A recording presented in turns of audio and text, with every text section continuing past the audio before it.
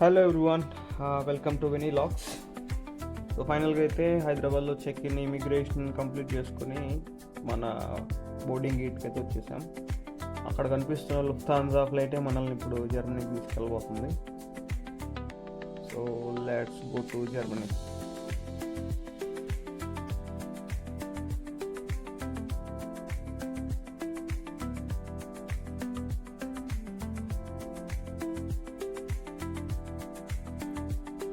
So Germany వచ్చేసాం. జర్మనీలో మనం వచ్చేసి ఫ్రాంక్ఫర్ట్లో ఉన్నాం. ఇప్పుడు ప్రజెంట్ ఫ్రాంక్ఫర్ట్ ఎయిర్పోర్ట్లో దిగాం. సో మనం ఎప్పుడు వెళ్ళినా ఎక్కడికి వెళ్ళినా కానీ ఫస్ట్ థింగ్ మనం చేసేది ఎయిర్పోర్ట్ ఎక్కడైనా దిగగానే, సరే ఈ స్టోరీ అంతా మీకు తర్వాత చెప్తాను చిన్నగా. ప్రజెంట్ అయితే మనం ఫ్రాంక్ఫర్ట్ ఎయిర్పోర్ట్ నుండి మన హోటల్కి అయితే వెళ్తున్నాం. సో మీరు చూడవచ్చు ఇక్కడ ఫ్రాంక్ఫర్ట్లో రోడ్స్ ఎలా ఉన్నాయి, రోడ్ ఇన్ఫ్రాస్ట్రక్చర్ ఎలా ఉంది, చుట్టుపక్కల వాతావరణం. సో ప్రజెంట్ సీజన్ అయితే ఇది స్ప్రింగ్ సీజన్ అయిపోయిందని అని అన్నారు. సో చెట్లు అయితే అన్నీ ఆకులు ఏమి లేవు, ఎండిపోయినట్లుగా ఉన్నాయి. బట్ ఏప్రిల్ బిగినింగ్ నుండి ఈ చెట్లన్నీ కూడా మళ్ళీ మొత్తం బ్యాక్ టు నార్మల్ స్టేజ్ వచ్చేస్తాయి.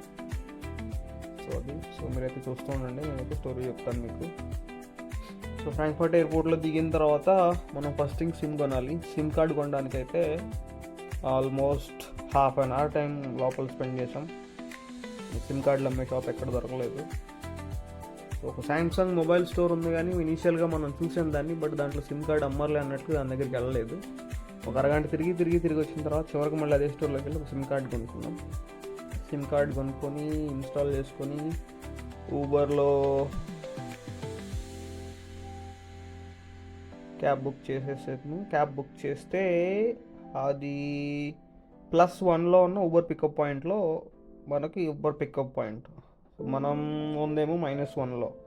సో నేను -1లో ఉండి డ్రైవర్కి మెసేజ్ చేస్తే డ్రైవర్ ఏమో నేను వచ్చేసాను నువ్వు రా అంటాడు. క్యాన్సిల్ చేద్దామంటే క్యాన్సిలేషన్ ఫీజు చాలా ఎక్కువగా ఉంటుంది ఇక్కడ, మనకులా కాదు.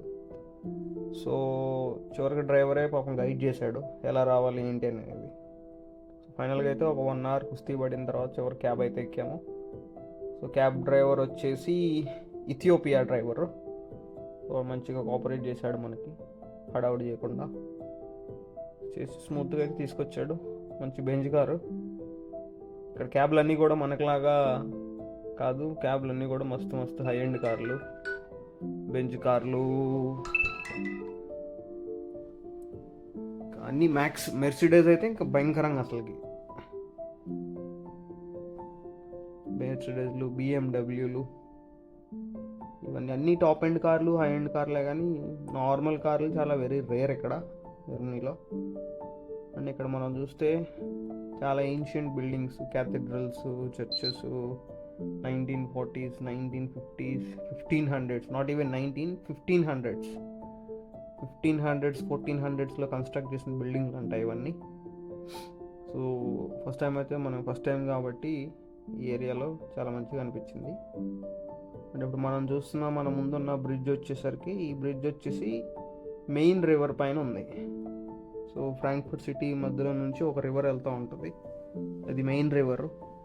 సో ఆ మెయిన్ రివర్ చుట్టుపక్కల మంచి వాకింగ్ ట్రాక్ ఉంది, ఆ ఏరియా కూడా చాలా బాగుంటుంది.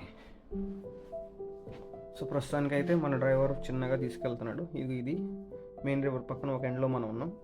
ఇక్కడ ప్రతి రోడ్లో ఏ రోడ్డుకి వెళ్ళినా కానీ సైకిల్ ట్రాక్ అయితే కంపల్సరీగా ఉంటుంది.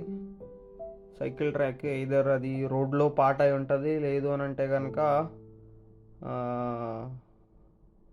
ఫుట్పాత్ పైన కానీ సైకిల్ ట్రాక్ అయితే కంపల్సరీ ఉంటుంది. సో ఇది మనం దగ్గరలో వచ్చేస్తున్నాం, మన హోటల్ దగ్గరలోకి. ఎదురుగా మనకు ఒక పెద్ద టవర్ కనిపిస్తుంది కదా, అది మన హోటల్కి దగ్గరలోనే ఉంది. సో ఇంకొద్దిసేపట్లో మనం వెళ్ళిపోతున్నాం. కాకపోతే ట్రాఫిక్ అయితే మాత్రం చాలా ఎక్కువగా ఉంది.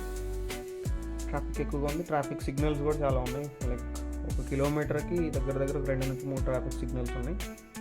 అందరూ కూడా చాలా మంచిగా రూల్స్ ఫాలో అవుతున్నారు. ఎవ్రీ ట్రాఫిక్ సిగ్నల్ దగ్గర పెడిస్ట్రియన్ క్రాసింగ్కి డెడికేటెడ్ సిగ్నల్స్ ఉన్నాయి. ఎట్లా పడితే అట్లా రోడ్ అటు ఇటు దుంకేయడం కాకుండా, క్యాబ్కి చేతి ఆగన్నా అని దాటడం అన్నా కాకుండా, ఇవేం లేకుండా చాలా ఆర్గనైజ్డ్గా ఉంది ట్రాఫిక్. సో అది అలా అని అందరూ ఆర్గనైజ్డ్గా ఏం లేదు, బట్ ఉన్నారు కొంతమంది డ్రైవర్లు ఉంటారు కదా కొంతమంది, సూపర్ డ్రైవర్స్ వాళ్ళు కూడా ఉన్నారు. So mix but majority are following the traffic rules. So ఫైనల్గా అయితే మనం దగ్గరకు వచ్చేసేసాము. సో ఎదురుగా కనిపిస్తున్న బిల్డింగ్లోనే మన హోటల్ ఉంది. సో ఫైనల్ ట్రాఫిక్ సిగ్నల్ ఇదే. లెట్స్ ఈ దగ్గరకు వచ్చేసాం మనం. సో రైట్ సైడ్లో అక్కడ మీకు బ్లూ కలర్లో వర్టికల్గా ఒక బోర్డు కనిపిస్తుంది కదా, ఐబీస్ బడ్జెట్ అని. ఐబీస్ బడ్జెట్ అనేది అదే మన హోటల్, దాంట్లోనే మనం ఉండబోతున్నాం. మన డ్రైవర్ అన్న చూసుకోకుండా కొంచెం ముందుకు వెళ్ళిపోయాడు హడావుడిగా, మంచి స్పీడ్లో ఉన్నాడు.